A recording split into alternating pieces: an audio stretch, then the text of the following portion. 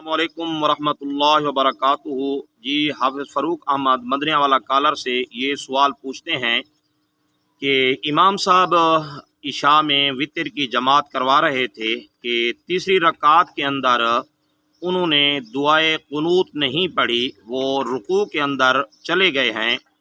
پھر پیچھے کسی نے آواز دی تو یہ کھڑے ہو گئے، انہوں نے دعائے قنوت پڑھی اور پھر اس کے بعد رکوع سجدہ کیا ہے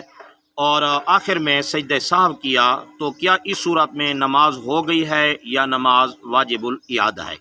تو جی جواب یہ ہے کہ شرعی مسئلہ تو یہ ہے کہ جب امام رکوع کے اندر چلا گیا، دعائے قنوت پڑھنا بھول گیا،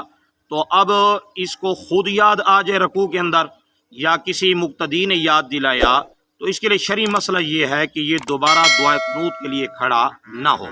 بس اس کی آخر میں جو ہے سجدہ سہو کر لے تو نماز مکمل ہو جائے گی، کیونکہ رکوع کرنا فرض ہے اور دعائے قنوت کا پڑھنا واجب ہے،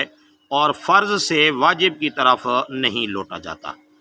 بہرحال اگر کسی نے پیچھے سے آواز دی یا امام کو خود یاد آ گیا کہ میں نے دعائے قنوت پڑھنی تھی وہ نہیں پڑھی، اب وہ واپس آ گیا اور اس نے رفع یدین کیا اور پھر اس کے بعد دعائے قنوت پڑھی ہے اور آخر میں سجدہ سہو کر لیا، تو اصح قول کے مطابق جو ہے اس کی نماز ہو جائے گی، نماز کے اعادے کی ضرورت نہیں ہے۔ جیسے کہ شامی کے اندر یہ عبارت موجود ہے